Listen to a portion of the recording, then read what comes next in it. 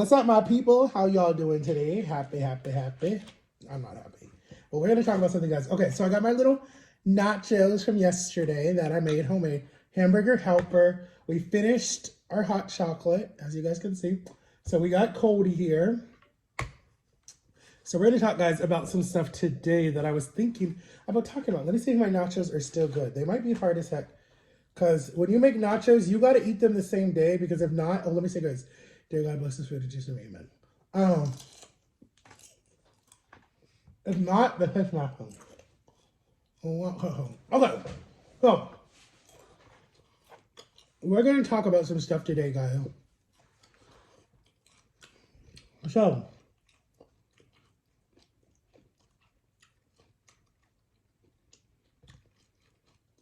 anybody that's in school, you guys are almost done.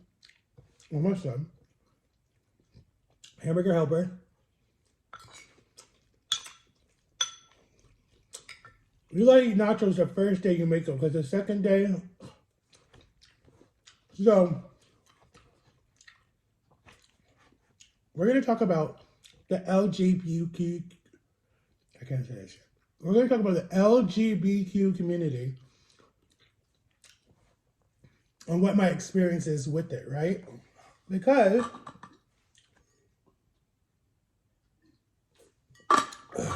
my little bratty son that I love to death says that I'm gay all the time, but he says he's joking. Yeah, okay.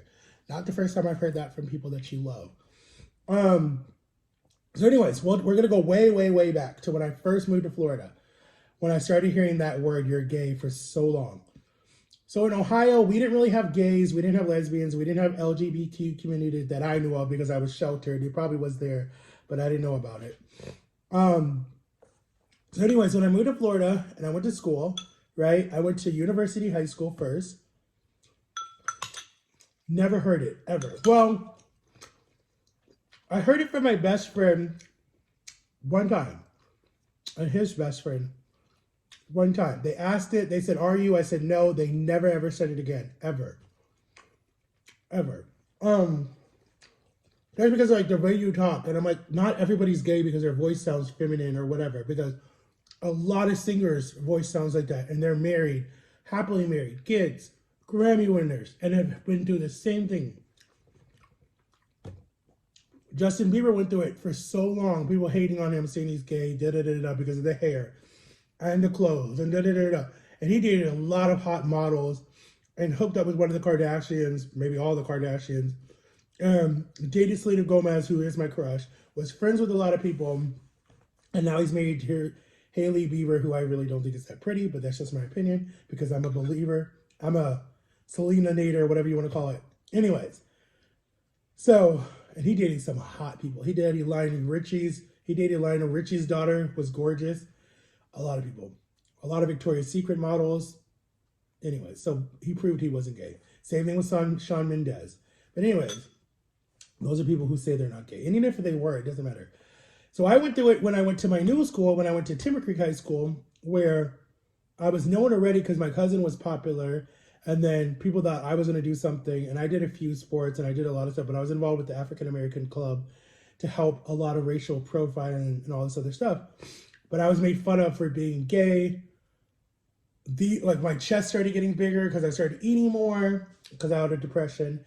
And then I had a lot of friends that were from everybody. And that school was so segregated, so segregated. You had your whites, your Puerto Ricans, your Filipinos, your Asians, you had your rednecks, you had your African Americans. So I had friends from all around. I'm not kidding, guys. They literally sat like we were the 1940s. Everybody had their clique. And black people would hang out with black people. White people would hang out with white people. The nerds would hang out with the nerds. The band geeks would hang out with the band geeks. The gothic people would hang out with the gothic people. The rednecks would hang out with the rednecks. The gay people that gay community would hang out together. The, like, emo people would hang out with the emo people. Like, everybody had their own clique, and it was so annoying. And the campus is so big. So I was friends with everybody because everybody was in my class. And I was like, I'm not going to just choose one group to hang out with. I hated that crap. It drove me crazy.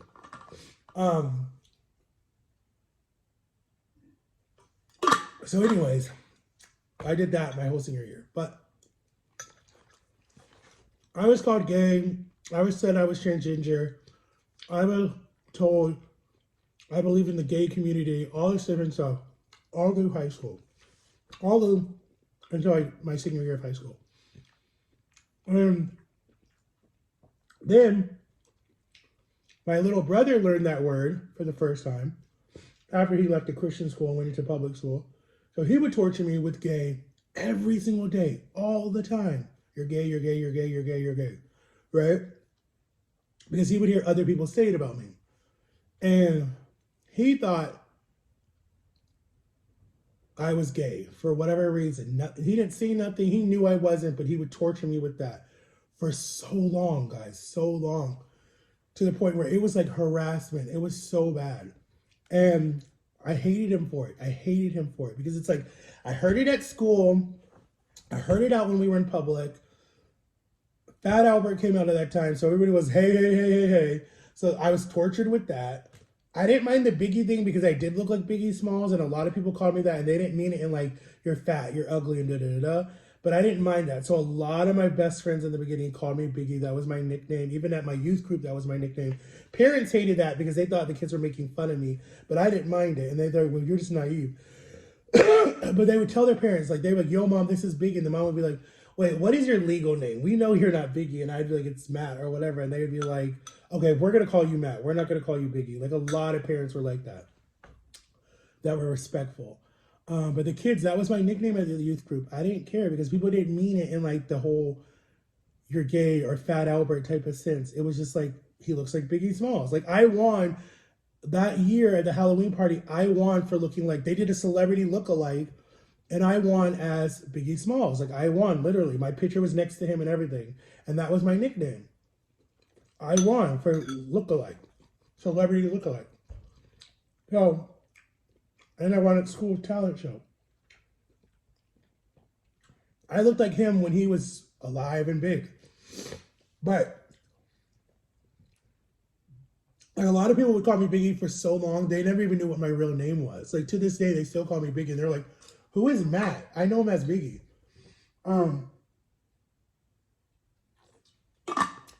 But I was called gay all through high school, even from my... I went to a preppy white school. So even from my brother, I was called gay.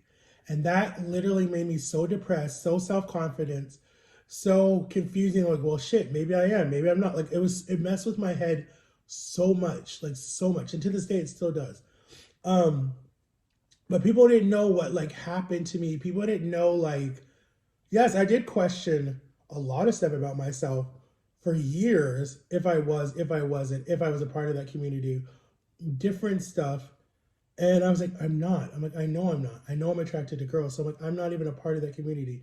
I'm like, I couldn't even be, because it was not who I was. And I'm not downing anybody who is or is into that or whatever.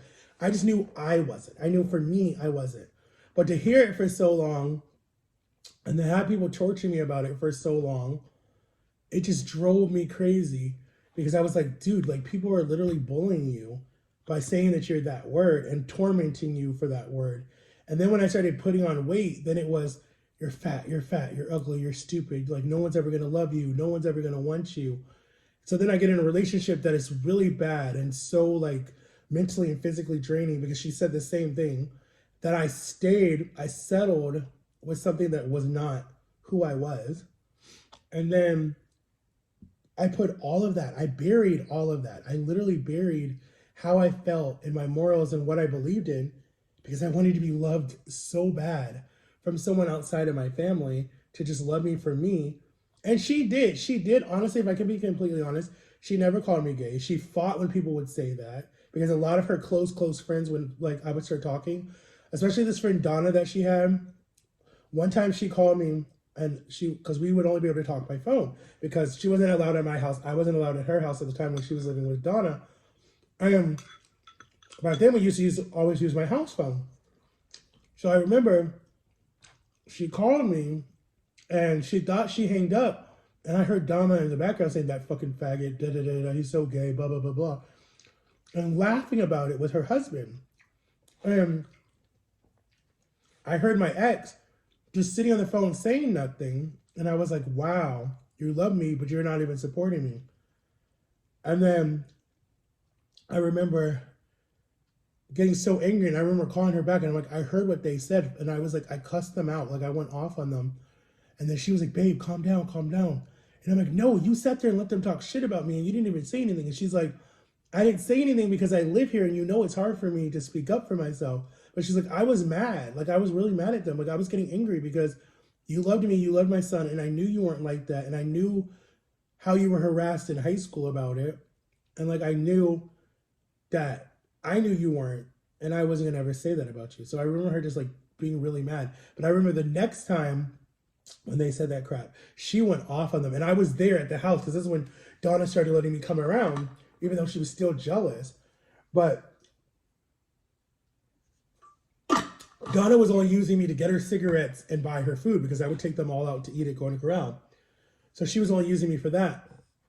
And I remember her saying it again, well, tell this faggot to shut up and just hurry up or something like that. And she lost it. She said, she like cussed them out. She's like, shut up, you're fat, bleep, bleep, bleep, bleep, bleep. And he's the best person I know. And no. He treats me a lot better than you do and my son. And like, she went off. And I was like, thanks, babe. But like, I don't want you to make your situation bad because you have to live with her. She's like, it doesn't matter. She got over it in like 2 hours. And she was like, later that day, she was totally fine. She's like, oh, Matt could spend the night. It's fine. Like she treated me so different after that because she was like, dude, I'm not going to win. Because when my wife, I'll call her my wife. I don't want to call her my ex anymore. When my wife would fight for me, she fought hard. And she was gangster too. Like she was in gangs and different stuff. When she fought for me, there was no winning an argument with her like that, like right there. It made me love her more. But she knew when I would fight for her, like that was like her, like that would be like, we'd be like, oh, let's try to be best friends. But something would happen where like, we can't do best friends. We have to be in a relationship because it's like, we had respect for each other. But anyways, when people would say I was gay, like on the streets, or we would go somewhere, or people would make fat jokes or whatever when we were eating something, she would just give them the dirtiest look. And she would like want to say something. I'm like, babe, don't. And she's like, no, they don't believe it, know you, blah, blah, blah, blah, blah, blah, blah. And like, she'd go off on them. And I'm just like, stop, like, babe, it's okay. Like, you gotta be careful. She's like, no. She's like, I'm gonna fight for you. And vice versa. Because people thought I was her gay best friend. So now that I hear it from my own child, oh my God, it drives me crazy. But I know he's immature, he's young, and it's fine. It doesn't bother me as much. Like, it doesn't bother me. But it takes me back to my childhood of harassment and being bullied and being emotionally abused by people that are supposed to care about you. But anyways, guys, that is my conversation on the LGBT community. I'm not gay, I'm straight, but I've heard it for so many years. It drives me crazy. But I love you guys. Go eat some food. Go get you some hamburger helper. And my nachos are ruined. And I'll see you tomorrow with another boring talking video. I know my videos are boring, but comment below if you guys want me to keep going with these boring videos. And let me know if you guys want more story times. All right, I love you guys. Peace out.